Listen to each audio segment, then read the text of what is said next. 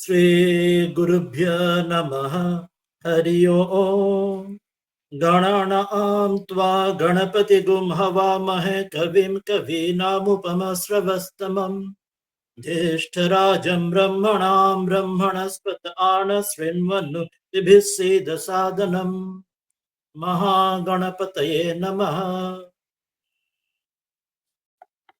আমরা তৈত্তির উপনিষদের গত কয়েকদিন পাঠ করছি। তার প্রথম শিক্ষাবল্লী পাঠের পরে আমরা দ্বিতীয় ব্রহ্মানন্দবল্লী পড়ছি। এরপরে তৃতীয় ভৃগুবল্লী থাকবে। আমরা আজকে যে ব্রহ্মানন্দবল্লী যে অংশটি আমরা পড়ছিলাম সেখানে চলে আসি।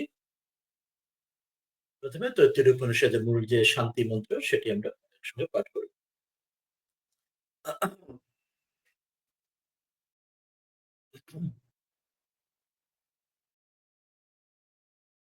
ओम शन्नो मित्र शन्वरुणः शन्नो भवत्वर्यमा शन्नो इन्द्रो बृहस्पतिः शन्नो विष्णुरुक्रमः नमो ब्रह्मणे नमस्ते वायो त्वमेव प्रत्यक्षं ब्रह्मासि त्वामेव प्रत्यक्षं ब्रह्म वदिष्यामि ऋतं वदिष्यामि सत्यं वदिष्यामि तन्मामवतु तद्वक्तारमवतु अवतु माम् अवतु वक्तारम्। ओम शांति शांति शांति। हरि ओम। আমরা আজকে সোজা ব্রহ্মানন্দবল্লীর যে অংশ করব সেখানে আমরা চলে আসি। ব্রহ্মানন্দবল্লীর নিজস্ব আরেকটি শান্তি মন্ত্র রয়েছে, সেটিও প্রথমে পড়িনি। ওম सहना भवतु सहनौ भुनक्तु सह वीर्यं करवावहै तेजस्विनावधीतमस्तु मा विद्विषावहै। ओम शांति शांति शांति। हरि ओम। আমরা এর আগের দিন ব্রহ্মানন্দবল্লীর ষষ্ঠ অনুবাদ পড়েছি। আজকে আমরা সপ্তম অনুবাদ শুরু করব। তার ষষ্ঠ বল্লী যে পড়েছিলাম বেশ কয়েকদিন পরে আমাদের পাঠ হচ্ছে। সংক্ষেপে একবার আমরা এর আগে কি দেখেছি সেটি জেনে নিলে আমাদের আজকের সপ্তম যে অনুবাদ সেটি সুবিধা হবে। প্রথমে এই ষষ্ঠ অনুবাদ যেটি আগের দিন পড়েছি একবার সেটা সংক্ষেপে তার ভাব সংক্ষিপ্ত আমরা দেখে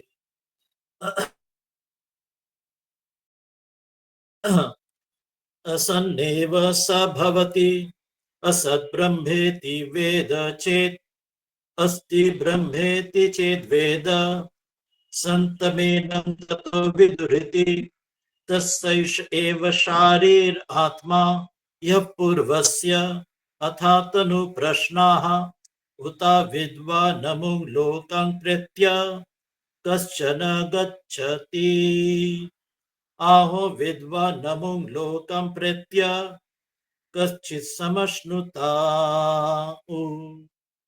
सो कामयत बहुस्यां प्रजा येति स तपोतप्यत स तपस्तप्त्वा इदगुं सर्वमसृजत यदिदं किञ्च तत्सृष्ट्वा तदेवानुप्राविशत तदनुप्रविश्य सच्चत्वच्चाभवत निरुक्तं चानिरुक्तं च निलयनं चानिलयनं च विज्ञानं चाविज्ञानं च सत्यं चानृतं च सत्यमभवत यदिदं किञ्च तत्सत्यमित्याचक्षते तदप्येष श्लोक भवति। আমরা ষষ্ঠ অনুবাদ আগের দিন পড়ে নিয়েছি। সংক্ষেপে তার অর্থ যেটি আগের দিন পড়া হয়েছিল তার এখানে নিচে দেওয়া রয়েছে। He who knows Brahman as non-existent, he becomes himself non-existent. He who knows Brahman as existent, then the world knows him to be existent. Of the former Anandamaya Kosha, the self is the essence. বলছেন যিনি ব্রহ্মকে অস্বীকার করেন তিনি নিজেও যেন অসৎ হয়ে পড়েন, অর্থাৎ তার নিজের যেন অনস্তিত্ব হয়ে পড়েন, অর্থাৎ নিজের যে স্বরূপ তাকে অস্বীকার করলে তার আর কিছুই তার পুরো জীবনের তার মূল্য যেন থাকে না, এবং তার জীবনের লক্ষ্যে তিনি যেন পৌঁছতে পারেন না, জীবন যেন ব্যর্থ হয়ে যায়, সার্থক হয় না। আর যিনি ব্রহ্মকে জানেন যে ব্রহ্ম আছেন, তিনি তার সে বিশ্বাসের বলে, সে শ্রদ্ধার বলে, গুরু শাস্ত্রবাকে শ্রদ্ধার বলে তিনি কোন এক সময় অবশ্যই ব্রহ্মকে উপলব্ধিও করতে পারেন, এবং জগতে তাকে সেই জন্য জানে যে তিনি আছেন, অর্থাৎ তিনি যে সৎস্বরূপ তিনি উপলব্ধি বা অনুভব করেছেন বা ভবিষ্যতে করবেন, এই বিষয়ে কোনো সংশয় নেই। এই কথা মনে করাচ্ছেন শ্রুতি। এরপর বলছেন যে আগের যে আমাদের অনুবাদগুলিতে, ব্রহ্মানন্দ বলিতে পড়া হয়েছিল যে আমাদের মনে থাকবে যে অন্নময় কোষ, মনোময় কোষ, প্রাণময় কোষ, বিজ্ঞানময় কোষ, শেষে আনন্দময় কোষের কথা এসেছিল। আমরা উদাহরণ নেওয়া হয়েছিল প্রতিটার মধ্যে যেন এক এক করে সে পেঁয়াজের খোসা ছাড়ানোর মতো তার মধ্যে যেন অপরটি যেন রয়েছে, একটি উপমার মাধ্যমে এটি বোঝানো হয়েছিল। সেই পাখির উপমা আমরা পড়েছিলাম, সেটির দ্বারা বোঝানো হচ্ছিল যে আনন্দময় কোষের সেখানে, তারপরে এরপরে আর কোনো কোষ নেই। এখানে এই সম্পূর্ণ পঞ্চকোষের যে যাত্রা বা যে দিক দিয়ে আমরা তার যে ব্যাখ্যা এখানেই শেষ হচ্ছে। সেখানে ব্রহ্ম আত্মা তিনিই রয়েছেন, যে আত্মা তিনি ব্রহ্মের সঙ্গে অভেদ। এরপরে কিছু প্রশ্ন আসছে, যেটা বলা হয়েছিল অনুপ্রশ্ন, অর্থাৎ এই যে মূল যে তত্ত্বগুলি বলা হলো, তারপরে আমাদের যে মনে যে প্রশ্ন বা সংশয় জাগে বা শিষ্যের মনে যে প্রশ্ন জাগতে পারে, সেগুলি আমাদের হয়ে শ্রুতি সেই প্রশ্নগুলো করে দিচ্ছেন এবং তার উত্তরগুলো তিনি দিয়ে দিচ্ছেন। এখানে বলা হয়েছিল আগের দিনের ষষ্ঠ অনুবাকে, thereupon arise the following questions: does the ignorant living this world go there, or does the knower living this world obtain that? অর্থাৎ প্রথম তো প্রশ্ন যেটা জেগেছিল যে ব্রহ্ম আছেন কি নেই, যেমন সে আমরা কঠোপনিষদের নচিকেতার প্রশ্ন তিনি যমরাজকে বলছেন যে মৃত্যুর পরে মানুষের কোনো গতি হয় কি হয় না, কি এটাই শেষ কিনা ইত্যাদি। এখানে সে ব্রহ্মণ সম্বন্ধে যে সংশয়, সে ব্রহ্মর সংশয়ের কথা বলে জানাচ্ছেন যে জিজ্ঞাসা করছেন যিনি অজ্ঞানী, যিনি ব্রহ্মকে লাভ করেননি, তিনি যখন শরীর ত্যাগ হয় তার পরিণতি কি হয়, তার গতি কি হয়। আর যিনি জানেন, যিনি ব্রহ্মবিদ, তার যখন শরীর ত্যাগ হয় তারই বা গতি কি হয়। অর্থাৎ অনুপ্রশ্নের মতো এই সংশয়গুলি জানলে প্রথম প্রশ্ন যে ব্রহ্ম আছে বা নেই সেটি সম্বন্ধে সিদ্ধান্ত, যেটি আগের মন্ত্রতে আমরা এক্ষুনি পড়লাম, ব্রহ্মকে না জানলে তিনি অসৎ হয়ে পড়েন, ব্রহ্মকে জানলে সৎ হন, অর্থাৎ ব্রহ্মের অস্তিত্ব নিঃসংশয় সেজন্য শ্রুতি জানাচ্ছেন যে ব্রহ্ম সম্বন্ধে কোনো সংশয়ের অবকাশই নেই। দ্বিতীয় প্রশ্ন হলো যে এখানে যে ইগনোরেন্ট, যে অজ্ঞানী, তিনি যিনি ব্রহ্মকে জানছেন অনুভব করছেন না, তার মৃত্যুর পর কি গতি হয়। পরের প্রশ্ন আবার জিজ্ঞেস করছেন যিনি জানছেন তারই বা গতি হয়। কেন আবার জানছেন গতি হয় তার প্রশ্ন করলেন, কেন না ব্রহ্ম যখন রয়েছেন, ব্রহ্ম তিনি সমদর্শী, তিনি কারোর প্রতি পার্সিয়ালিটি নেই। তাহলে যখন অজ্ঞানী তিনি যখন শরীর যাওয়ার পরে তিনি যদি ব্রহ্মকে তিনি প্রাপ্ত না হন, তাহলে ব্রহ্ম যেহেতু ইম্পার্সিয়াল, তার যেহেতু কোনো পক্ষপাতিত্ব নেই, তাহলে সেক্ষেত্রে জ্ঞানীর ক্ষেত্রেও তাই একই হোক, জ্ঞানীর ক্ষেত্রেও তাহলে তার শরীর যাওয়ার পরে তিনি ব্রহ্মকে প্রাপ্ত না হন, যেহেতু অজ্ঞানীও প্রাপ্ত হচ্ছেন না। তো এইরকম যে সংশয়গুলি আমাদের জাগে বা কুটতর্ক মনের মধ্যে আমাদের জাগে, তো সেই প্রসঙ্গে এখানে যেন অনুপ্রশ্ন আমাদের হয়ে শ্রুতি প্রশ্নগুলো করলেন এবং এরপর উত্তরগুলো দেবেন। ষষ্ঠ অনুবাকে আগের দিন পড়েছি, তিনি বলছেন ব্রহ্মর বিষয় যে he desired I shall become many and be born. He performed tapas. Having performed tapas, he created all this whatsoever we perceive. Having created it, he entered into it. Having entered it, he became the manifest and the unmanifest, the defined and the undefined, the housed and the houseless, knowledge and ignorance, truth and falsehood, and all this whatsoever that exists. Therefore, it is called existence. In this sense, there is the following Vaidika verse. এত পর্যন্ত আমরা এর আগের দিনের ক্লাসে পড়েছি। তো বলছেন যে ব্রাহ্মণ তিনি আকাঙ্ক্ষা করলেন, তিনি সংকল্প করলেন যে আমি যেন বহু হব, আমি এক আছি, আমি বহু হব। তার সংকল্পের মাধ্যমে তিনি তপস্যা করলেন। তপস্যা অর্থাৎ তার ইচ্ছার দ্বারা তিনি পূর্ব কল্পে জীবেদের তাদের কর্ম অনুযায়ী, সেই অনুযায়ী তিনি তার সংকল্প দ্বারা তিনি সৃষ্টি করলেন। এই ব্রহ্মাণ্ড জগৎ সৃষ্টি করতে তিনি যা কিছু আমরা দেখি, শুনি, জানি, ইন্দ্রিয় দ্বারা অনুভব যা কিছু করি, যা কিছু পারসিভ করি আমরা, অনুভবে এক্সপিরিয়েন্সে আসে আমাদের, সবকিছু তিনি তৈরি করলেন। এবং having created it he entered into ইট। এখানে বলছেন সেখানে তিনি সৃষ্টি করে তার মধ্যে প্রবেশ করলেন। কিন্তু এখানে মনে রাখতে হবে এটির অর্থ এই নয় যে তার সৃষ্টিটা আলাদা জিনিস আর তিনি প্রবেশ মানে দুটো ভিন্ন, মানে এখানে কিন্তু দ্বৈত বুদ্ধি বোঝানো হচ্ছে না।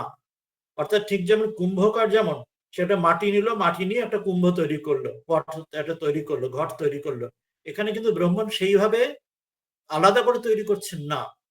এখানে জগতের নিমিত্ত কারণ সেটিও ব্রহ্ম, জগতের যে উপাদার কারণ, ওখানে যেমন কুম্ভকার আলাদা, মাটি আলাদা, সেখান থেকেই কুম্ভকার সেই মাটির দ্বারা একটা ঘট, পট ইত্যাদি বানালেন, কুম্ভ বানালেন। এখানে তা নয়, এখানে নিমিত্ত যেন সেটিও যেন ব্রহ্মণ স্বয়ং, আবার যে উপাদান সেটিও ব্রহ্ম স্বয়ং। তাহলে কেন বলা হলো যে তিনি এটি সৃষ্টি করে তার মধ্যে প্রবেশ করলেন? তাহলে যেন আলাদা মনে হচ্ছে, কেন বলছেন এইভাবে? এই জন্য বলছেন যে শ্রীরামকৃষ্ণ যেমন বলছেন কথার মধ্যে যে জমিদার তার জমিদারির সব জায়গায় থাকতে পারেন, কিন্তু তার বৈঠকখানির যে কাছারি সেখানে তার বিশেষ করে থাকেন। সেই জন্য বলছেন যে সাধুর হৃদয় যেন যখন ভগবানের সে বৈঠক খানার মতো ভক্তের হৃদয়। বাবার বলছেন গরুকে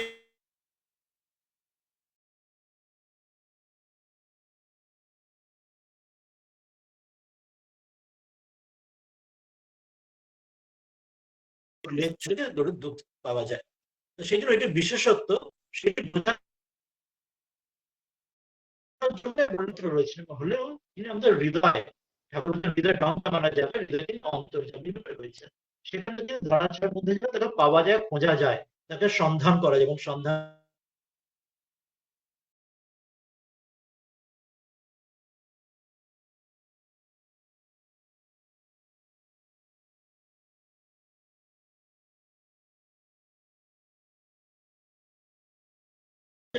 এবং তার কাছে আমরা পৌঁছানোর চেষ্টা করছি এবং তাকে পাচ্ছি, তার কৃপাতে, তার ইচ্ছাতে তাকে পাচ্ছি। সেজন্য এখানে তার বিশেষ প্রকাশ বা বিশেষ তার অবস্থান, সেটি বোঝানোর জন্য সৃষ্টি করে সমগ্র জগৎব্যাপী তিনি রয়েছেন, কিন্তু এন্টার আবার প্রবেশ করার অর্থাৎ এখানে বিশেষভাবে তার স্থান, তার অবস্থিতি হৃদয় ডঙ্কা মানে জায়গার মতো বিশেষ, এটিও বললেন। সেই জন্য এখানে এন্টার বলে বিশেষ বলা হলো। এবার এখানে প্রবেশ করে তিনি ম্যানিফেস্ট, আনম্যানিফেস্ট, ব্যক্ত অব্যক্ত সবকিছু হলেন। কিরকম না আমরা জানি পঞ্চভূতের কথা, ক্ষিতি অপ্তেজ মরুদ্ভিয়ম। ক্ষিতি অর্থাৎ পৃথিবী, তাকে আমরা ব্যক্ত, আমরা স্পর্শ আমরা দেখতে পারি। কিন্তু অব জল, জলকে আমরা স্পর্শ বা দেখতে পারি। অপ্তেজ আমরা অগ্নিকে আমরা দেখতে পারি। এই তিনটে হচ্ছে ব্যক্ত, তাই না? পৃথিবী, জল এবং অগ্নিকে আমাদের ইন্দ্রিয় দ্বারা আমরা স্পষ্টভাবে আমরা দেখতে, ছুতে আমরা আমরা পাচ্ছি। কিন্তু বাকি দুটো ক্ষিতি অপ্তেজ মরুদ্ভিয়ম, যে হাওয়া, বায়ুকে কিন্তু আমরা স্পষ্ট দেখতে বা ছুঁতে পাচ্ছি না। শুধু বায়ু যখন বইছে তখন তার ইনফ্লুয়েন্স তার অস্তিত্ব বুঝতে পারছে। যখন ঝড় হচ্ছে তখন তার গাছের পাতা উড়ে যাচ্ছে ইত্যাদি, তার মাধ্যমে আমরা বুঝতে পারছি যে একটা বায়ু এখানে বইছে, কিন্তু বায়ুকে প্রত্যক্ষ আমরা দেখতে পাচ্ছি না। আর মরুদ্ভিয়ম যে আকাশ, সেখানে তাকে প্রত্যক্ষ আমরা কিছু দেখতে পাচ্ছি। তো সেই দুটি অব্যক্ত অবস্থায় রয়েছে, মরুত এবং ভিয়ম। আর ক্ষিতি এবং তেজ, এই দুটি ব্যক্ত অবস্থায় রয়েছে। সেই জন্য বলছেন he became the manifest and unmanifest. ব্যক্ত যা কিছু সেটাও তিনি, অব্যক্ত যা কিছু সেটাও তিনি। ডিফাইন্ড আনডিফাইন্ড যা কিছু জগতের মধ্যে আমরা নির্দিষ্টভাবে ডিফাইন্ড, আমরা লিমিটেশন করতে পারি, আমরা জানতে পারি, সংজ্ঞা দিতে পারি, চিনতে জানতে। জগতের কত রহস্য এখন আমরা জানি না, চিনি না এখনো, কিছু কিছু অনেক কিছু বিজ্ঞান অনেক কিছু এখনো জানিও। তো সেই রকম যা কিছু আমরা জেনে যাচ্ছি ডিফিনেশনের মাধ্যমে, আমরা আমরা পরীক্ষা নিরীক্ষার মাধ্যমে আমরা আমাদের জ্ঞান অর্জন করছি। আর যেটা আমাদের জ্ঞানের পারে রয়েছে, যেমন ট্রান্সেন্ডেন্টাল আর ইমানেন্ট।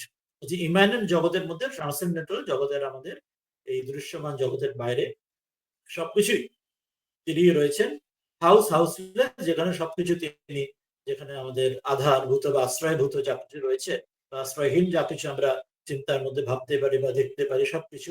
নলেজ ইগনোরস, জ্ঞান অজ্ঞান সেখানেও তাই। সত্য মিথ্যা, ট্রুথ ফলসুথ সেটাও তাই।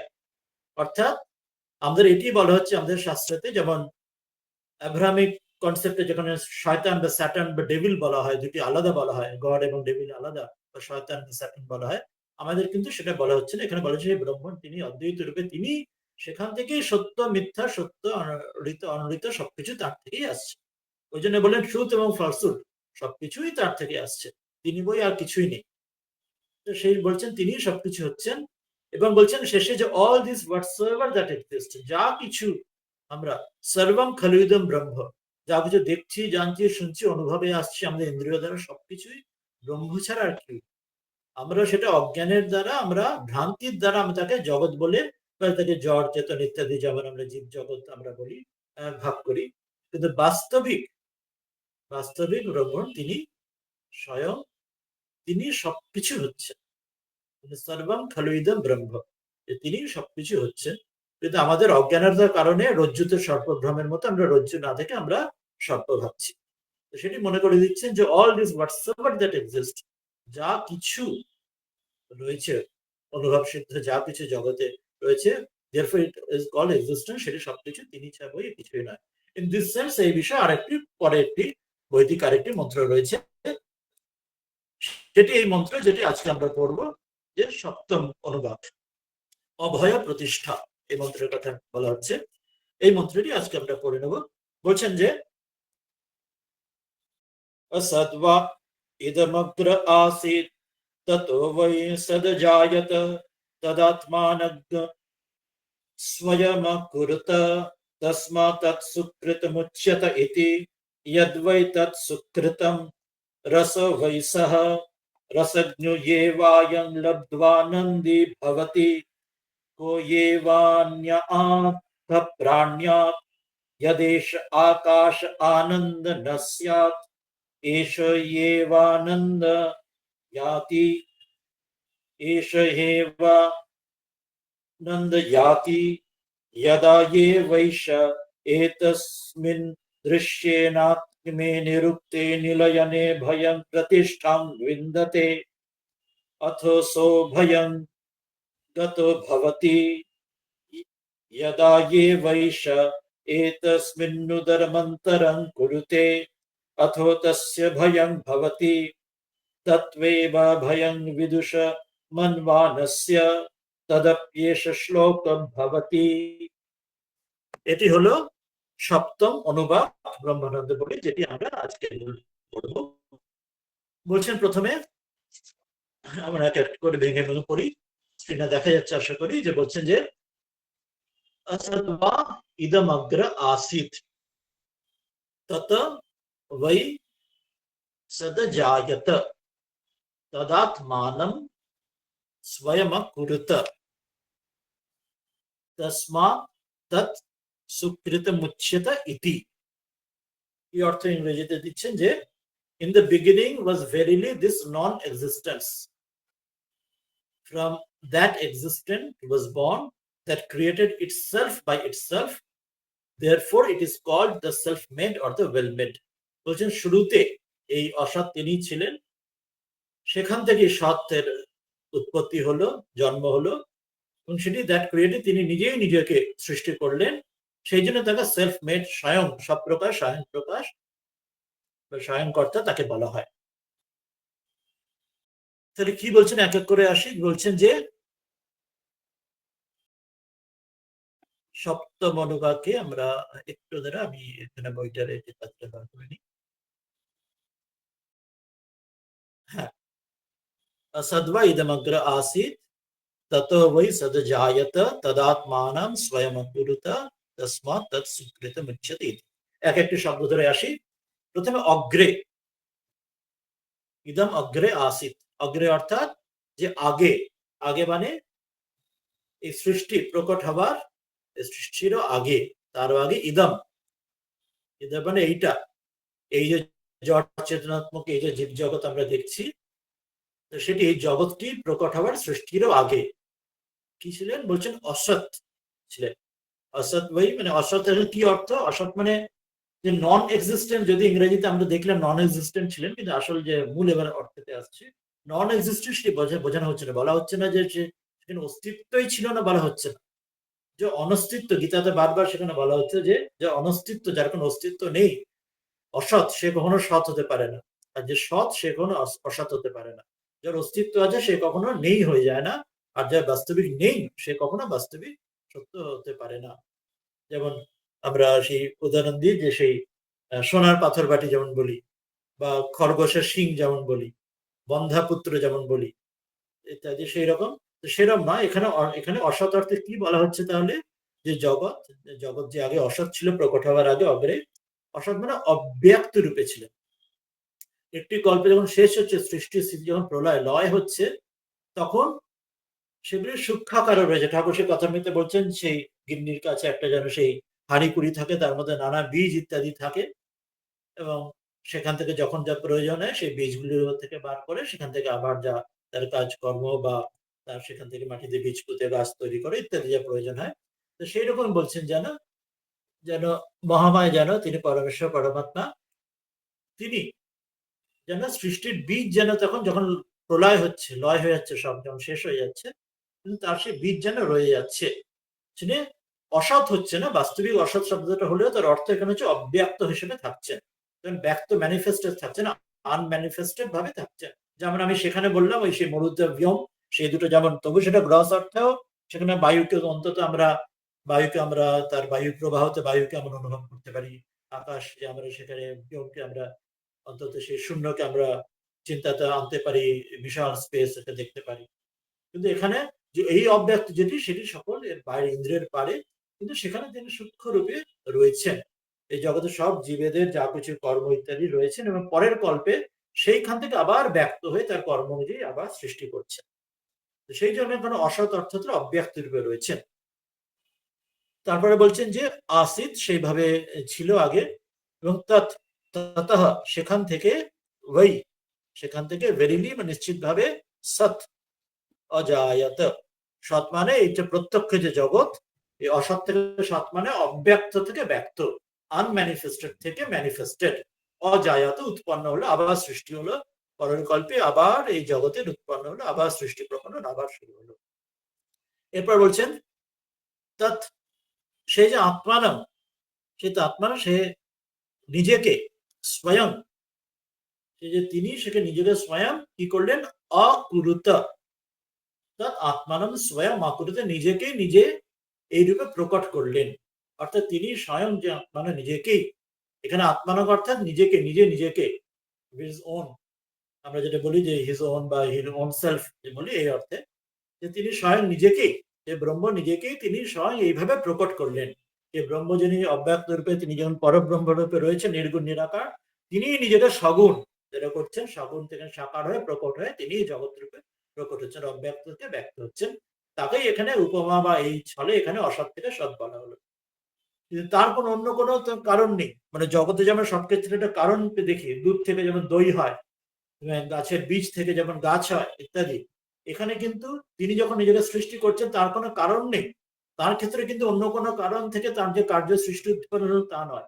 সেই জন্য স্বয়ং তিনি নিজেই নিজেকে উৎপন্ন করছেন, নিজেই পরব্রহ্মতে নির্গুণ নিরাকার থেকে নিজে সগুণ সাকার হয়ে জগৎ উৎপন্ন প্রকট করছেন, নিজেই নিজেকে, তার অপর কোনো কারণ নেই। সেই জন্য স্বয়ং বলছে নিজেই নিজেকে, নিজেই নিজের স্বকারণ।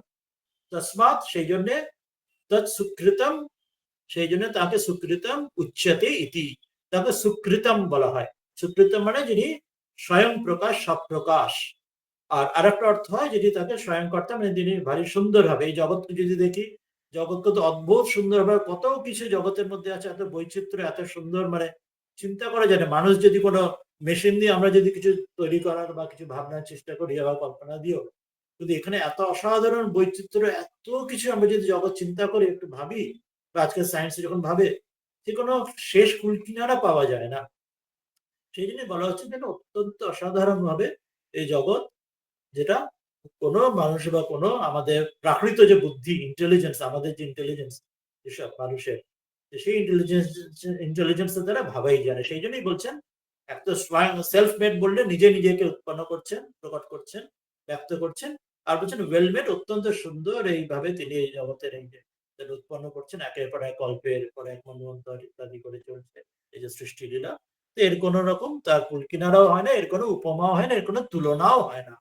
এত অসাধারণ আমরা এই জগতে যা কিছু তিনি বাড়াচ্ছেন। এরপরে বলছেন সপ্তম অনুভাগের পরের অংশটাতে যে यद्वै तत् सुकृतम, ওই বিষয়ে সুকৃতম আরো এগোচ্ছেন, এগিয়ে বলছেন রস বৈ সহ রসম ये वायम लब्ध्वा आनंदी भवति को ये वान न्यत को ये व्यान न्यत न्यतकः प्राण्यात् यदेष आकाश आनंद न स्यात् एष एवानंद याति। বলছেন যে this which was self made, যেটা আগের কথা সুকৃত বলা হলো, এর আগের অংশটাতে এক্ষুনি পড়লাম, সুকৃত যিনি নিজেকে নিজে উৎপন্ন প্রকট করছেন আর অসাধারণ সুন্দরভাবে ওয়েল মেড বলা হলো, তার কোনো তুলনা নেই তার সৃষ্টি। তাকে বলছেন, তাকেই বলছেন দ্যাট ইজ টেস্ট বা joy. Having obtain this taste of joy, man অর্থাৎ the jiva living being becomes blessed, for who can breathe out or breathe in? It is joy but not there in the cavity of the heart. আমরা সে হৃদয়ের কথা একটু আগেই পড়লাম, হৃদয় ডঙ্কা আমরা জায়গা তিনি যেন সৃষ্টি করে সৃষ্টির মধ্যে যেন প্রবেশ করলেন, অর্থাৎ হৃদয়তে অন্তর্যামী রূপে যেখানে তাকে বিশেষ অবস্থান, সে জমিদারের বৈঠকখানার মতো বা গরুর বাট থেকে দুধ পাওয়ার মতো। দিস ব্রহ্মান ইটসেলফ ব্রিংস আস জয়, তিনি আমাদের এই আনন্দ দেন। তো বলছেন যে যদ্বৈ তৎ সুকৃতম, বৈ বৈ মানে ভেরিলি, নিশ্চয়, নিশ্চিত ভাবে, অফকোর্স, ইয়ৎ এই এখান থেকে যে তৎ সেটি, যে এই ব্রহ্ম তিনি সুকৃত, এখানে শ্রুতি নিজেই বলছেন যে আগে যে সুকৃত বললেন, ব্রহ্ম নিজে নিজেকে প্রকট করলেন এবং অসাধারণ সুন্দর, তার কোনো তুলনাই হয় না, কোনো উপমাই হয় না, তিনি নিরূপম, অনুত্তমা, তিনি অনুত্তম। তো সেটি আবার মনে করছেন, হ্যাঁ তাই বটে, সত্যি বটে, তো তার কোনো উপমাই হয় না, তার কোনো তুলনাই কোথাও হয় না, তার কোনো দ্বিতীয় কোনো তার তার কারোর সঙ্গে তাকে তুলনা করা যায় না, সিমিলারিটি দেওয়া যায় না, এবং তিনি স্বপ্রকর্ত বটে, তিনি স্বপ্রকাশ বটে, স্বয়ং প্রকাশ বটে, তার আর কোনো কারণ নেই, তিনি স্বয়ং আদি কারণ, তার অপর কোনো কারণ নেই। শ্রুতি নিজেই সেটি আবার জোর দিয়ে আবার বললেন সে কথা। এবং তারপরে বলছে একটু বড় একটা এটা কথা, রস ওয়ে সাহ, তাই না, তিনি হচ্ছেন যে ওই মানে সেই ভেরি, তিনি স্বয়ং সেই রস স্বরূপ, অর্থাৎ এই যে সচ্চিদানন্দ আমরা যখন পড়ি, বলি সচ্চিত আনন্দ সৎস্বরূপ, তো বলা হলো তিনি অসৎ কখনো হন না, তিনি এক্সিস্টেন্স, অলওয়েজ অ্যাবসলিউট এক্সিস্টেন্স, তিনি চিৎ স্বরূপ, তিনি অ্যাবসলিউট নলেজ, আর তিনি আনন্দ স্বরূপ, অ্যাবসলিউট ব্লিস। যেটা আমরা আনন্দ বলি সেটা আসলে দুঃখ সুখ মেশানো, যেটা আমরা সব জগতে যা দেখি সেটা পেন অ্যান্ড প্লেজার, আমরা হয়তো আনন্দ বলি সেটাকে, কিন্তু আসলে সেটা pleasure with sorrow, pleasure with, আমরা দুঃখ সবসময় থাকি। এবং একই জিনিস স্থানকাল পাত্র ভেদে সেটা কখনো সুখ হয়ে যায়, কখনো দুঃখ হয়ে যায়। উদাহরণস্বরূপ আগে আমরা পড়েছিলাম রসগোল্লা, ধরুন রসগোল্লা হয়তো কারোকে আনন্দ দিচ্ছে, খেতে ভালো লাগছে, এবার ডায়াবেটিসের রোগী, সে খেতে পাচ্ছে না, তার সেটাই দুঃখের কারণ হচ্ছে সেটাকে দেখে, বা যদি সে বেশি খেয়েও নেয়, তাতে তাতে জোর করে খেলে তাতে আর তার অসুস্থতা, তার সুগার আরো বেড়ে শরীর খারাপ হলো। বা আবার কারো কোনো অসুখ নেই, কিন্তু একটা রসগোল্লা খেতে আনন্দ হচ্ছে, কিন্তু সেটাই যদি কারোর সঙ্গে ইয়ে করে বাজি রেখে যদি 2টো 4টে 10টা ইত্যাদি যেমন করা হয়, খেতে থাকে, একটা সময় পর সেটাই 10টা 40টা বা যটা খাবে, একটা সময় পর সেই রসগোল্লাটা তার মুখে আর খেতে পারবেন, বা বমি আসবে সেটা, তখন যেটা শুরুতে ভালো লাগছিল সেটাই শেষে খারাপ লাগবে বা অসুস্থতা ইত্যাদি হবে। তো সেই জন্য স্থানকাল পাত্র ভেদে সবকিছু যদি এইভাবে বিচার করি, যেটা এক সময় কখনো সুখ দেয়, অন্য সময় সেটা দুঃখ দেয়। এক কালে যেমন সময়, যেমন কাল বলো, এক স্থানে যখন কোনোটি সুখ দিচ্ছে, অন্য কালে সেটা দুঃখ দিচ্ছে। এক পাত্র ভেদে কখনো সেটা সুখ দিচ্ছে, কখনো অন্য কাল পাত্র ভেদে সেটা দুঃখ দিচ্ছে। জগতের যে কোনো প্লেজার, পেন, সরো একইভাবে এমনই চলে। কিন্তু এই যে সচ্চিত আনন্দ, যেটা তিনি, তার ক্ষেত্রে কিন্তু অ্যাবসলিউট ব্লিস, সেই যে আনন্দ, তার কোনো দুঃখের লেশ মাত্র নেই। সেই জন্যই বলছেন তিনি রস বহিঃসহ, তিনি রস স্বরূপ, সেটি তার স্বরূপ, সেটি তার সত্তা, তার রস কমে বাড়ে নয়, তিনি কখনো নিরস হয়ে যান এরম নয়। ঠাকুর ওই জন্য বলছেন যে সেই সমাধ্যায়, সে ব্রাহ্ম সমাজে সে কোথায় সেই ব্যাখ্যা দিল, সে বলল যে ভগবান সে নিরস, তোমরা তাদের নিজের তারা সরস করে তোলো। তখন বলছে বোঝা যায় তেমন সে নিজেও তাকে অনুভব করেনি, সেই জন্য তিনি রস স্বরূপ, এই যে রস বহিষা, তাকে সে নিরস বলছে যে তোমাদের সাধনার দ্বারা সরস করো। আর একজন হেসে বলছেন যে সে তার গোশালায় যেমন সেই ঘোড়া কথা বলে যে গোশালায় ঘোড়া নেই, তো বলছেন যে ঘোড়াও নেই বা গরুও নেই, তার অর্থাৎ পুরোটাই তার বানানো কথা, তার অনুভব সিদ্ধ নয়। সেই জন্য এখানে মনে করেছেন বাস্তবিক তিনি কিন্তু রস বহিষা, তিনি রস স্বরূপ, তিনি নিরস কখনোই নয়। যখন নিরস আমরা বোধ করছি বা অজ্ঞানী বোধ করছি, মানে আমরা সেখানে পৌঁছতে বা জানতে চিনতে পারছি না, সেই জন্য তাকে আমরা মনে করছি যে আমরা জগতের দুঃখ ইত্যাদি আমরা অনুভব করছি। সেটা শঙ্করাচার্য একভাবে তিনি বলছেন ভগবৎপাদ, যে যেমন একটা ঘর অন্ধকার ঘরের মধ্যে কোনো বস্তু রয়েছে, তো সেখানে আমরা জানছি না বস্তুটা আছে কিনা। যখন ঘরে আলো জ্বালানো হলো তখন আমরা দেখলাম সে বস্তুটা রয়েছে আগে থেকেই। তো এইরকম অর্থাৎ তিনি আমাদের ভেতরেই রয়েছেন, কিন্তু কেন আমরা যখন অন্ধকার রয়েছে, অজ্ঞানের মধ্যে রয়েছি, তখন তাকে জানছি না চিনছি না বলে তখন আমরা আমাদের অজ্ঞান বা দুঃখ যা রয়েছে। আর যখন আমরা সেই আলো আনলাম, আলো দিয়ে আলো জ্বাললাম, ঘর আলোকিত হলো, তখন দেখলাম তিনি ভেতরেই রয়েছেন। তাকে সেই বস্তুকে বাইরে থেকে ভেতরে আনতে হচ্ছে না, তিনি সদাই ছিলেন, চিরকালই ছিলেন। আমাদের অনুভবের অভাবের জন্য, আমাদের অজ্ঞানতার জন্য তাকে দেখতে চিনতে জানতে পারছিলাম না। ঠাকুর আরেকটা উদাহরণ দিচ্ছেন যে অন্ধকার ঘরে বাবু বসে আছেন, যে চাকর এসে এক জায়গায় হাত দিয়ে দেখছে, যে একটা কোচে হাত দিলে এটা এটা বাবু না, ওটা বাবু না, ওটা বাবু না, শেষে বাবুর গায়ে হাত দিল, তখন অন্ধকার করে বুঝলে এই তো বাবু। অর্থাৎ সেই রকমই তিনি ভেতরেই রয়েছেন, রস বহিষা, তিনি রস স্বরূপ ভেতরে রয়েছেন। কিন্তু যতক্ষণ তার স্পর্শ বা তার অনুভব বা উপলব্ধি না হচ্ছে, তখন আমাদের নিরস যেন মনে হয়, কিন্তু বাস্তবে তিনি নিরস নন, তিনি রস স্বরূপ। এটা আমাদের অক্ষমতা, আমাদের অজ্ঞানতার কারণে আমাদের ভ্রান্তি। এরপর বলছেন রসম লব্ধ, এই যে অয়ম, এই যে রসকে, এই যে রসকে, এই যে জীবাত্মা, এই রসকে লব্ধ, একে প্রাপ্ত করে, যে জীব ব্রহ্মৈব না পর, যেটা বলা হয়েছে ব্রহ্ম সত্য জগৎ মিথ্যা, জীব ব্রহ্মৈব না পর, জীবাত্মা পরমাত্মা যাবে যেটি, তো সেটা যতক্ষণ আমরা তাকে জানতে চিনতে না পারছি, তখন তার থেকে দূরত্ব বা তার সঙ্গে ভেদ বুদ্ধি থাকছে। সেই জন্য এই জীবাত্মা যখন সেই রসকে যখন পেয়ে যান বা যখন উপলব্ধি করে, অনুভব করেন, তাকে জানেন, যখন তার ব্রহ্ম জ্ঞান, ব্রহ্ম উপলব্ধি হয়, এইবার তখন তিনি আনন্দী ভবতী, তখন তিনি সেই রসস্বরূপ হয়ে যান, তখন আনন্দ যুক্ত হয়ে যান।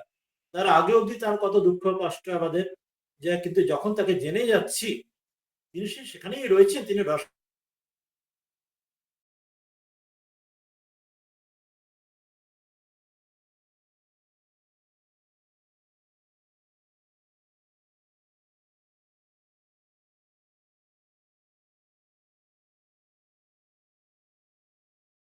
তখন আমাদের আনন্দই আনন্দের বিপরীত বুদ্ধি বা ভ্রান্তি আমাদের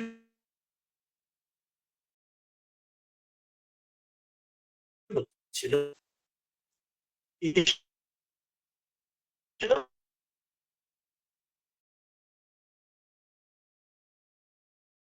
আকাশটা যদি কেউ এই আকাশের মতো ব্যাপক এই আনন্দ স্বরূপের পরমাত্মা সিয়াত যদি না হতেন, এরকম যে সংসার জেগে যেটা প্রশ্ন যাচ্ছে যে না, যদি এটা ঠিক না, বাস্তবে তিনি আগে নিরাশে ছিলেন, তিনি বাস্তবিক সরস নন, পরে সরস হলেন, যদি আমরা এরকম প্রশ্ন জাগে, তো সেটা তিনি বলছেন যদি এমন আনন্দ স্বরূপ যদি না হতেন, তাহলে কহ এব अन्यात कह प्राण्यात হি এষ এব আনন্দ ইয়াতি। বলছেন যে এই পরমাত্মা তিনি যদি আকাশের মতো এমন যে সর্বব্যাপী সর্বজ্ঞ আনন্দ স্বরূপ যদি না হতেন, তাহলে কে কাহা, কে অন্যাত, জীবিতই বা কে থাকতো তাকে বাদ দিয়ে, কে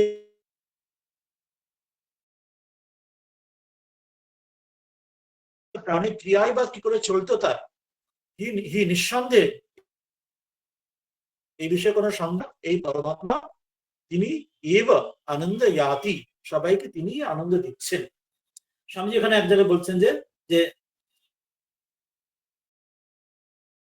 না থাকেন বা এখানে আসছে শাস্ত্রে, তিনি যদি না থাকেন তাহলে আমাদের জীবনের কোনো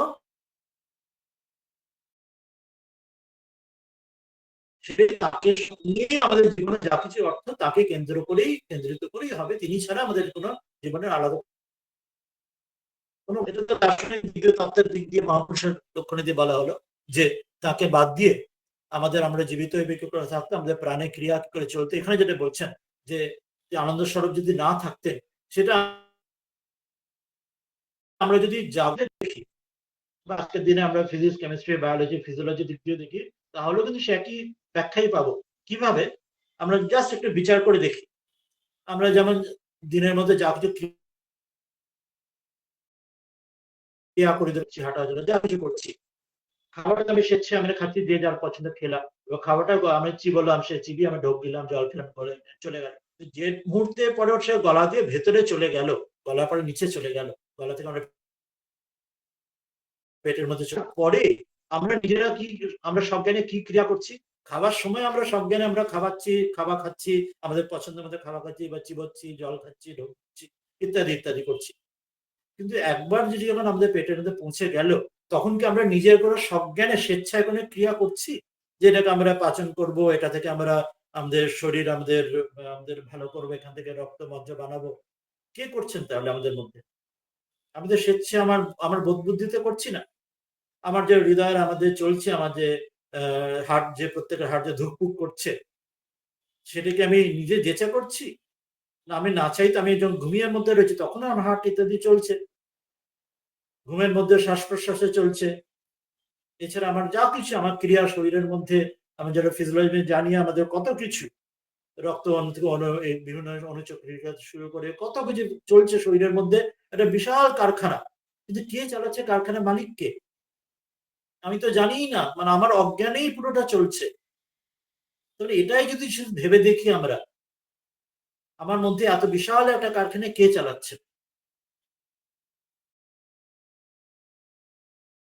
আমাদের মাসল আর ইনভলান্টারি মাসল ইত্যাদি বলা হয়। ভলান্টারি যেটা আমরা হাত পাটা নিজে নিজে নাড়াচ্ছি, চালাচ্ছি। কিন্তু আমার অন্যান্য আমার মাসলস গুলো আছে, আমাদের যেমন হৃদযন্ত্রের মধ্যে আমাদের মাসলস আছে। এছাড়া অন্যের শরীরের মধ্যে কত অঙ্গ প্রত্যঙ্গ রয়েছে, সেগুলি কে চালাচ্ছে?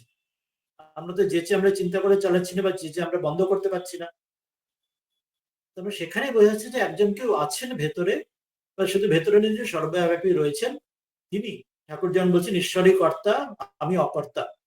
এটি যখন বিচার করে এরকম ভাবে দেখি, তখনও তাতে বোঝা যায় যে তিনি তিনি তাকে বাদ দিলে আমরা জীবিত কি করে থাকতাম, আমাদের প্রাণে ক্রিয়া কি করে চলতো। এটা একটা সায়েন্টিফিক ফ্যাক্টই তো বটে। বিজ্ঞান সেটা তো মানবে আজকের দিন, বর্তমানে বিজ্ঞান সেখানে তারা এই চৈতন্য শক্তির কথা মানবেন, তারা নানাভাবে ব্যাখ্যা দেবেন। এই কেমিক্যাল বা এই হরমোন বা এই বায়োকেমিক্যাল নানা রকম এনজাইম ইত্যাদি ব্যাখ্যা দেবেন, কিন্তু সবগুলোই তো ম্যাটার। সেটা যদি বাইরের আমরা ল্যাবরেটরিতে সেটা রাখি, সে অ্যামাইনো অ্যাসিড বা ইত্যাদি যা কিছু, সেটা কি তখন নিজে নিজে এমন স্বয়ংক্রিয়া করে? করে না সেখানে। তাহলে আমাদের শরীরের মধ্যে এমন কিভাবে আছে যে সেটি তিনি করছেন। বাকি জড় বস্তুর মধ্যেও যে নানা ক্রিয়া হয়, সেটা আমাদের জগদীশ চন্দ্র বসু তিনি দেখিয়ে গেছেন। আমাদের শাস্ত্র আগে বলা রয়েছে। সেখানে নানা তুলনামূলকভাবে অনেক অব্যক্ত বা অনেক সীমিত ভাবে, কিন্তু সেখানেও হচ্ছে। অর্থাৎ এটি বোঝাচ্ছে যে তিনি আছেন বলেই আমাদের প্রাণ ক্রিয়া চলছে, তিনি আছেন বলেই আমরা জীবিত রয়েছি। এবং জ্বরের মধ্যে যেটি বললাম, জগদীশ চন্দ্র বসু তিনি যখন পরীক্ষা করে দেখালেন, সেখানেও জ্বরের মধ্যে যা কিছু ক্রিয়া আমরা জানি ফিজিক্সের ইত্যাদির মধ্যে, জ্বরের মধ্যে যে ফিউশন আছে, নিউক্লিয়ার হাইড্রোজেন ইত্যাদি যেরকম ফোর্স যেগুলো হয়, এখন অ্যাটমিক বোম থেকে শুরু করে হাইড্রোজেন ফোর্স, নানা কিছু বর্তমানে সায়েন্স যেগুলো বার করেছেন, আরো তৈরি করছেন বা জানছেন। কিন্তু সবই সায়েন্স বর্তমানে ম্যাটারের মাধ্যমে ব্যাখ্যা দিতে চেষ্টা করছে, কিন্তু সেটা বাস্তবিক ব্যাখ্যা নয়। সেটা শুধু কি করে সেটি ঘটছে, সে হাউ সেটা দেখাচ্ছেন, ওয়াই সেটা দেখাতে পারছেন না। সায়েন্স, বর্তমান যে বিজ্ঞান, সেটা হাউ, কিভাবে কি করে সেটা ঘটছে সেটুকু বলতে পারছেন। শরীরের মধ্যে এনজাইম বা এই বায়োকেমিক্যাল সাবস্টেন্স দিয়ে, বা ফিজিক্স এর মধ্যে যেখানে কি করে ঘটছে, প্রোটন নিউট্রন ইত্যাদি। কিন্তু কেন তার পেছনে সেই চৈতন্য শক্তি, কেন সেটি হচ্ছে, সেটি উত্তর তাদের কাছে নেই। এখানে সেটি দর্শন শাস্ত্রে, এখানে শাস্ত্র তাই বলছেন, শ্রুতি বলছেন যে তিনি আছেন বলে, সকলের আড়ালে তিনি রয়েছেন বলে, সেই জন্য আমাদের প্রাণ শক্তি কাজ করছে, জীবিত রয়েছি, এবং তিনি আমাদের সেই আনন্দ দিচ্ছেন, এবং সেই জন্য তিনি সবাইকে এইভাবে আনন্দ প্রদান করেন। আমরা সেটাও জানি, আনন্দ প্রদান করেন না যখন আমরা সেইটি ক্রিয়া বুঝতে পারছি না, তখন আমরা সবচেয়ে সুস্থ থাকি। অর্থাৎ যখন আমাদের এই যে ক্রিয়াগুলি চলে, এই যে ইনভলেন্টারি ক্রিয়াগুলি, যখন সেগুলি যথাযথ চলে, তখন আমি আনন্দে থাকি। কি অদ্ভুত প্যারাডক্সিয়াল কন্ট্রাডিকশন! যখন আমার দাঁতের সমস্যা হয়, তার দাঁতের অনুভব হয়, তখন আমার দাঁত খারাপ হয় বা দাঁত ব্যথা হয়, তখন আমি অসুস্থ থাকি, তখন আনন্দ থাকে না। দুঃখ থাকে, বা পেট যখন ব্যথা হয়, অম্বল হয়, গ্যাস হয়, অর্থাৎ পেটের ক্রিয়া কিছু ঠিকঠাক যেন হচ্ছে না, তখন দুঃখ যখন আসছে তখন আমার সেটি অনুভব হচ্ছে। কিন্তু যখন সেটা যথাযথ চলছে, যখন আমি খুব সুস্থ সবল রয়েছি, আমি আনন্দে আছি, একদম খুব হেলদি পারসন, ভেরি হ্যাপি, তখন কিন্তু আমি তার অস্তিত্ব আমি জানতেই পারছি না কে কি করে চালাচ্ছেন সে। তো সেই জন্য তিনিই বলছেন, ওই জন্য পরমাত্মায় সকলকে আনন্দ প্রদান করেন।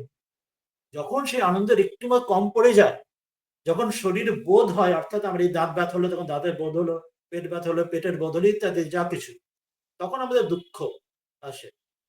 কিন্তু যখন সব ঠিক ঠিক চলে, সুস্থ সবল শরীরে, তখন সেই শরীরে বোধও থাকে না, তখন পরমাত্মাই চালাচ্ছে, তখন আমরা আনন্দে থাকি, নিজের মতো ঘোরাফেরে, যে যেমন যেখানে যায় ইত্যাদি রয়েছে। সেই জন্য তিনি আমাদের জীবিত রাখছেন, আমাদের প্রাণকে চালাচ্ছেন, এবং তিনি আনন্দ স্বরূপ তিনি রয়েছেন বলেই রয়েছে। আকাশের মধ্যে সর্বব্যাপী, সেই জন্য বলছেন তিনি সর্বব্যাপী রয়েছেন, শুধু শরীরের মধ্যে না, শরীরের বাইরেও। বাস্তবিক আমাদের শরীর কোনো বাইরের থেকে কোনো আলাদা নয়। আমরা লিমিটেড ভেবে নিই যে শরীর একটা একটা আলাদা জিনিস আর বাইরের জগৎটা আলাদা জিনিস। বাস্তবিক তা নয়।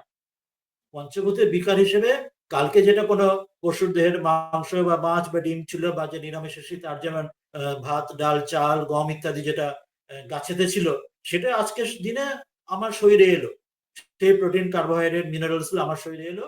আবার একদিন পরে, শরীর যাওয়ার পরে সেটি পঞ্চভূতে আবার বিলীন হয়ে যাবে, বা আমার যখন আবার বর্জ্য পদার্থ দ্বারা বা দ্বারা সেটা আবার বাইরে চলে গিয়ে সেটি আবার ইকোসিস্টেমে সেটা সাইকেল হয়ে আবার অন্য জায়গায় চলে যাবে। অর্থাৎ আমার শরীর রূপ যেটি, সেটিও আমার একান্ত বলে নিজের নয়। সেটাও গতকাল অন্য কোনো জীবের মধ্যে বা অন্য কোনো উদ্ভিদের মধ্যে ছিল। আজকে তার একটা অংশ আমার মধ্যে আছে। আগামীকাল সেটা আবার আমার শরীর যাওয়ার পরে, অথবা নিত্য আমাদের নৈমিত্ত আমার বর্জ্য পদার্থের মাধ্যমে সেটি আবার অন্য জায়গায় চলে যাচ্ছে। অন্য উদ্ভিদ বা অন্য প্রাণীতে চলে যাচ্ছে। অর্থাৎ সেখানেও তিনি যে আকাশের মতো, যে বললেন আকাশের মতো ব্যাপ্ত তিনি সর্বত্র রয়েছেন, সেখানেও এই কথাটাই মনে করাচ্ছেন। এটা যদি ভাবি আমরা, মানে গায়ে কাঁটা দেবার মতো ব্যাপার, যদি আমরা এইভাবে ঠিক ভাবতে পারি এই বোধটা, যেরকম সর্বব্যাপী তিনি রয়েছেন, তিনি প্রতি মুহূর্তে, তাই বলা হচ্ছে তার ইচ্ছা ছাড়া গাছের পাতাটিও নড়ে না। তিনি সর্বত্র, আমার শরীরের বাইরে, আমার শরীরের ভেতরে তিনিই সবকিছু চালাচ্ছেন। আমার মিথ্যাময় বৃথা অহংকার করছে যে আমি বোধহয় নিজের জন্য আমি চলছি। আর তিনি আমাকে প্রাণকে আমার রাখছেন, তিনি আমাকে আমার জীবিত রাখছেন, তিনি আমাকে আনন্দ প্রদান করছেন। তিনি চাইলে সবকিছু এই এক মুহূর্তের মধ্যে সবকিছু, যা কিছু জগৎ যা কিছু পাল্টে যেতে পারে, যদি তার ইচ্ছে, আমাদের প্রারব্ধ সংস্কার তার ইচ্ছা অনুযায়ী। আমাদের নিজেরাই আমাদের অহংকার করার কিছু নেই। ঠাকুর বলছেন না যে সেই মানুষের কত অহংকার, যে ঠাকুরের মতো এই কথায় বলছেন, তার অসাধারণ কথা, যে যেমন ঘুমিয়ে থাকাতে মুখের উপর মুতে দিলে সে জানতে পারে না, এদিকে জীবের এত অহংকার। বাস্তবিক আমাদের কতটা মিথ্যা অহংকার নিয়ে থাকে, যদি এই বিচারগুলি করা যায় তাহলে জানতে পারি, বুঝতে পারি। এরপর বলছেন সেটা আরো এগিয়ে নিয়ে গিয়ে, यदा ये वैश एतस्मिन् एतस्मिन् दृश्येन अनात्म्ये अनिरुक्ते अनिलयने अभयं प्रतिष्ठं विन्दते अथ स अभयं गत भवति। ছোট এই অংশ দেখে নিই, তারপর বাকিটা আবার দেখবো। বলছেন যে when the seeker attains the fearless oneness with Brahman, who is invisible, incorporeal, inexplicable and unsupported, then he becomes free from fear. আমরা বলেছিলাম এই অনুবাদটির নাম হচ্ছে অভয় প্রতিষ্ঠা। সেটি এখানে দেখাচ্ছেন যে যখন তাকে জানা যায়, হি মানে কেন না কারণ, ইয়াদা এব, যখনই কেন না, এস, এই যে এস, যে জীব যখন, জীবাত্মা যখন, এতস্মিন, এই যে এতস্মিন যে অদৃশ্যে যাকে দেখা যায় না, যে ব্রহ্মের কথা বলা হলো, পরব্রহ্ম তিনি সকলে আড়ালে। এক্ষুনি যেমন বললাম যে ঈশ্বরের কর্তা, তিনি আমার শরীরের মধ্যে এত কিছু ক্রিয়া করছেন, আমরা দেখতে জানতে কিছুই পাচ্ছি না, কিন্তু তিনি অদৃশ্য থেকে সবকিছু করে যাচ্ছেন। তো যেখানে অদৃশ্য যাকে দেখা না, জানা না যায়, অনাত্মে, যিনি শরীর রহিত, বাস্তবিক আমি একটা শরীর নিয়ে রয়েছে, পঞ্চভূতের শরীর, কিন্তু তার কোনো শরীর নেই, কিন্তু তিনি সবকিছু আমার শরীরের সব ক্রিয়া তিনি আমার হয়ে সব করে দিচ্ছেন, কৃপা করে আমাকে জীবিত রেখেছেন, আমার প্রাণ ধারণ করিয়ে রেখেছেন। অনিরুক্তে, অনিরুক্ত মানে যাকে বলা যায় না, তাকে অনির্বচনী, যাকে কথা তাকে বলাই যায় না, তাকে ব্যাখ্যাই করা যায় না, কোন রকম ব্যাখ্যা মুখে তাকে বলাই যায় না সেই সম্বন্ধে। তাই ঠাকুর বলছেন যে ব্রহ্ম একমাত্র উচ্ছিষ্ট হননি। বিদ্যাসাগর বলছেন আজ একটা নতুন কথা শিখলাম। এটাই বলছেন যাকে কোনো ব্যাখ্যার মধ্যে আনাই যায় না। অনিলয়নে, যার অপর কোনো আশ্রয় তার নেই, দুষ্ট কোনো আশ্রয় যার নেই, যার তিনি স্বয়ং তিনি সকলের আশ্রয়, তার অপর কোনো আশ্রয় নেই, তিনি আদি কারণ। এবং অভয়ম, নির্ভয়তাপূর্বক এই যে প্রতিষ্ঠা, এই যে স্থিতি, যে যখন বৃন্দাতে যে লাভ করে, যখন যে কোনো জীবাত্মা যখন জীব যখন আমরা যখন লাভ করি, যখন তাকে পাই ব্রহ্মলাভ, যখন তাকে আত্মলাভ বা ঈশ্বর লাভ যখন হয়, অত সেই সময় তব তার ফলে সহ, সেই যে ব্যক্তি, সেই যে জীব, তখন সেই সাধক, সে অভয়ম গতব ভবতি, সে নিজেও তখন অভয় নির্ভয়, সেই যে তার যে স্বরূপ, সেই সচ্চিদানন্দ, সেই সে নিজেও সে নির্ভয় পদ, অভয় পদ সে প্রাপ্ত হয়। সেই গান রয়েছে, অভয় পদে প্রাণ সপেছি, আর কি জমের ভয় রেখেছি, সেই কথাটাই এখানে মনে করাচ্ছেন যে সে নিজেও অভয় হয়ে যায়, তার আর কোনো তখন ভয় থাকে না। যখন সে তাকে এইভাবে তাকে জানতে পারে, তার সঙ্গে একীভূত হয়ে যখন তাকে অনুভবে সিদ্ধ তখন হয়, তখন সে তার সঙ্গে এক হয়ে যায়। বলা হয় যে ব্রহ্মবেদ ব্রহ্ম এব ভবতি, ব্রহ্মকে জেনে তিনি ব্রহ্মই হয়ে যান। সেই জন্য যিনি অভয় স্বরূপ, তাকে জেনে তিনি নিজেও অভয় হয়ে যান এবং অপরকেও তিনি অভয় প্রদান করেন। সেটি বলছেন, যখন এই সাধক, যখন তাকে, যার এমন স্বরূপ, যাকে যিনি, যাকে দেখা যায় না, যাকে কোনো অশরীরী, যাকে কোনো অনির্বাচনীয় উচ্ছিষ্ট, যাকে যখন যাকে ভাষায় ব্যক্ত করা যায় না, যার অপর কোনো আশ্রয় নেই, তিনি স্বয়ং সকলের আশ্রয়, তাকে যখন কেউ যে জানছেন যিনি স্বয়ং অভয়, তা সেই প্রতিষ্ঠা স্থিতি যখন কেউ পাচ্ছেন, সেই সাধক নিজেও তখন অভয় পদে তিনি প্রাপ্ত হয়ে যান, নির্ভয় হয়ে যান, তার আর কোথাও ভয় ভীতির ব্যাপার থাকে না। এই কথাটি বিষয় শেষ করছেন এই অনুবাদটি, ইয়দা ये वैश एतस्मिन् उदरम अंतरम कुरुते अथ तस्य भयं भवति तत्वेव भयं विदुष मन्वानस्य तदप्येष श्लोक भवति। তার বিপরীতটা বলছেন, আর যদি সে তাকে না পায়, তার থেকে আলাদা হয়, তাকে যতক্ষণ তাকে উপলব্ধি না করছে, কি কেন না, ইয়দা এষ, যতক্ষণ পর্যন্ত তাকে এষ, এই যে তাই তিনি উদারম, উদারম মানে সামান্য মাত্র, একটু মাত্র পর্যন্ত, এতস্মিন অন্তরম, এটা দূরত্ব থেকে যায়, অর্থাৎ তার থেকে আলাদা রয়ে যায়, তার থেকে নিজেকে আলাদা ভাবে। যে আমরা যখন জীব ব্রহ্মেব না অপরাহ, জীবী ব্রহ্ম, জীবাত্মা পরমাত্মার মিলন, তিনি যে একই, সেই বোধ যখন না হয়, তাকে তার থেকে ভিন্ন যখন থাকে, দ্বৈত বুদ্ধি যতক্ষণ থাকে, তখন কুরুতে, যতক্ষণ এমন দ্বৈত বুদ্ধিতে তাকে আলাদা ভাবে, তাকে যে যে ঠাকুর সেই জন্য বলছেন, স্বামীজি বলছেন যে ওই পাপ পাপ কেন, ওরা নেগেটিভ কেন ভাববে, যে আমি পাপি পাপি কেন, ঠাকুর বলছেন যে বদ্ধশালা বলে সে নিজে বদ্ধই হয়ে যায়, যে মুক্ত বলে সে মুক্ত হয়। তো সেই জন্য পজিটিভ, যে তার যে স্বরূপ, সেই স্বরূপের কথা সদা ধ্যান করা, সেটা কিন্তু যে সেটি না করে, বা তার থেকে আলাদা, নিজেকে ভিন্ন বিচ্যুত আলাদা ভাবে, যে তাকে উপলব্ধি না করে বা নিরন্তর তাকে স্মরণ না করে, তার কি ফল হয় বলছেন, অথ তস্য, সে তার সেখান তখনও পর্যন্ত, যতক্ষণ না পর্যন্ত সে একীভূত না হয়, তার সঙ্গে একাত্ম যতক্ষণ না হতে পারে ব্রহ্মের সঙ্গে, যতক্ষণ তার অন্তর সেখান থেকে পার্থক্য রয়ে, দূরত্ব রয়ে যায়, ততক্ষণ পর্যন্ত সেই জীবের, সেই ব্যক্তির সাধকের ভয়ম, ভয় রয়ে যায়, ভবতি, অর্থাৎ জন্ম মৃত্যুর ভয় থেকে যায়। কেন? গীতাতে বলা হচ্ছে যে শেষ সময় আমরা যা কিছু চিন্তা হবে, সেইটি আমাদের পরবর্তী জন্মের সেটি কারণ হবে। অর্থাৎ শেষ সময় পর্যন্ত যদি আমার সেখানে ঈশ্বর বা ঈশ্বর মনে না থাকে, তাহলে আমার সেই আমার কর্ম অনুযায়ী আমাকে অন্য কোনো জন্মগ্রহণ করতে হবে। সেই ভরত রাজার কাহিনী আছে, সে সময় হরিণ ভেবে হরিণ জন্ম হলো। সেই জন্য বলছেন, হয় ব্রহ্মলাভ, ব্রহ্মবিদ হতে হবে, অথবা যোগীদের ক্ষেত্রেও যদি সে নিজের যোগভ্রষ্ট হয়ে যান, আবার জন্ম নিতে হবে। ওই জন্য সবসময় নিরন্তর তাকে স্মরণ করা। কোনো সময়, কারণ আমরা জানি না কখন আমরা আমাদের প্রারব্ধ সংস্কার অনুযায়ী কখন আমাদের মৃত্যু আসবে। সেই কাহিনী আছে যে কথামৃতে বলছেন যে সেই কোন পাখির কথা বোধ হয়, সে তৃষ্ণায় ছাতি ফিরে যাচ্ছে কিন্তু জল খেতে পাচ্ছে না, কেন না যেন সে উদাহরণ দিচ্ছে, যেন সে ওই সময় করতে গেলে সে তার রাম নাম বা তার কৃষ্ণ নাম জপ করা হবে না। তা এইরকম যে কঠিন একটি উদাহরণ দিচ্ছেন যখন, তো ভাবটি এটাই যে সদা সর্বদা স্মরণ রাখা, কারণ আমি জানি না কোন সময় আমার শেষ সময় ঘনিয়ে আসবে, কেউ জানি না কার কখন সময় আসবে। তো সেই জন্য তখন যদি তার স্মরণ না হয়, তাহলে তখন তাকে পাওয়া হবে না, আমার বাকি আমার যে সংস্কার কর্ম অনুযায়ী আমার অন্য তখন জন্ম, সে ভরত রাজা হরিণ জন্মের মতো হয়ে যাবে। তো সেই কারণে বলছেন যে তাকে যদি তাকে কত দূরত্ব থেকে গেলেও তাকে যদি এই জন্মে যদি পাওয়া না যায়, জীবনমুক্ত যদি না হয়, বা শেষ সময় তাকে যদি মনে না করে ক্রমমুক্তি অন্তত হওয়ার জন্য ইষ্ট লাভ হয়ে সে নিজের ইষ্ট লোকে যাওয়ার জন্য না যদি হয়, তাহলে সেই জন্ম মৃত্যু প্রবাহের মধ্যে ভয়ং ভবতী, ভয় হয়ে যায়, অর্থাৎ সেই প্রবাহের মধ্যে পড়ে যায়। এবং তু তথা তথ এবা, এবং সে তখন ওই রকমই ভয়ম, সে কেবল সেই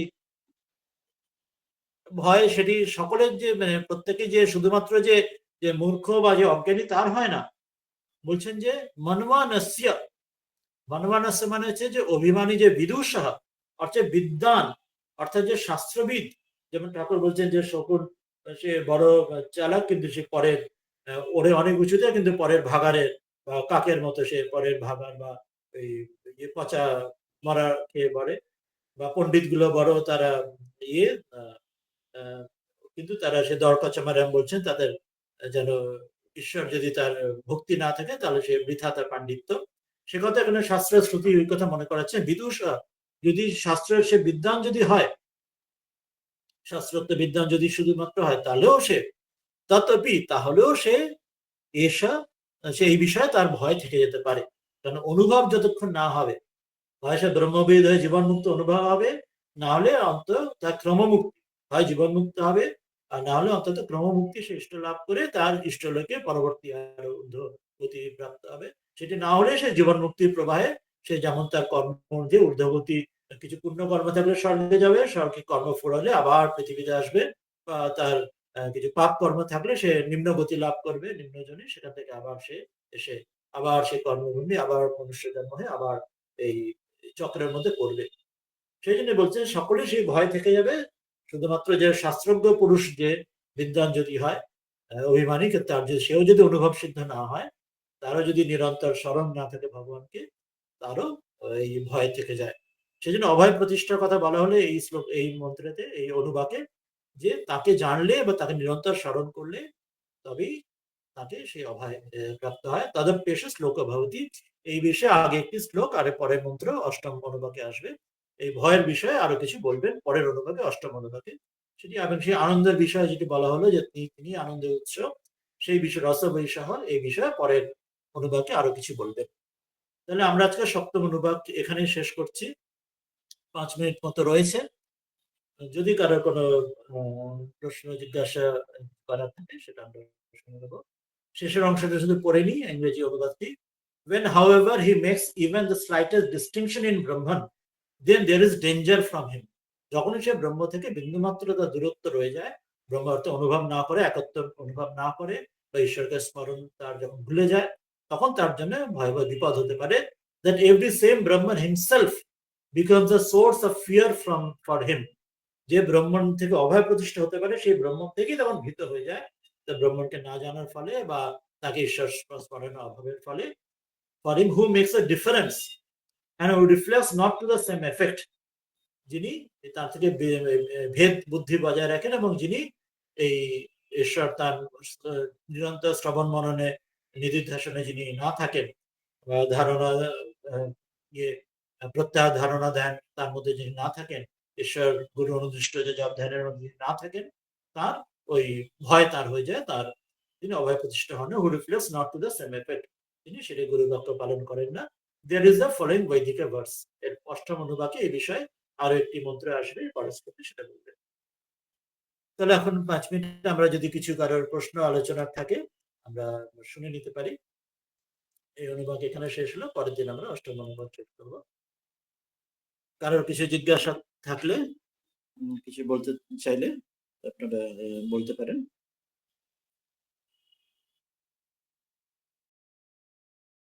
সেটি না হলে আমরা শেষ করবো।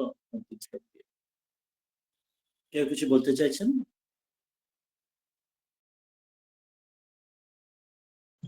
শুভ, হ্যাঁ হ্যাঁ বলুন। আমি তো ইংল্যান্ডে আছি, আমি টাইমিংটা ঠিক করতে পারিনি বলে একটু দেরি হয়ে গেছে। আচ্ছা আচ্ছা। এখন আমি দেখছি যে 3:30 গেলে ওখানে 8টা বাজবে ঠিক। হ্যাঁ হ্যাঁ, তো কয়েক ঘন্টা। এটা রেকর্ডিং যদি সম্ভব হয় আমি পরে দিয়ে দেবো, সেখানে কিছু ছেড়ে গেলে হয়তো।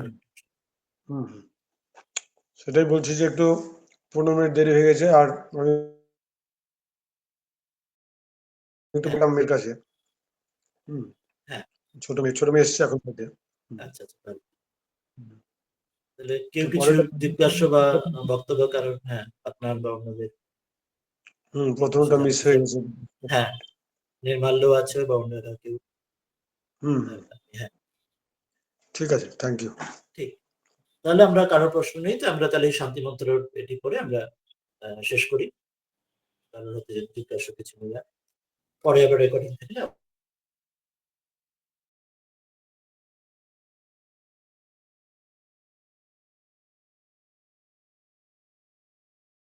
আরো এভাবে আরো দুটি আমরা এভাবে চলি।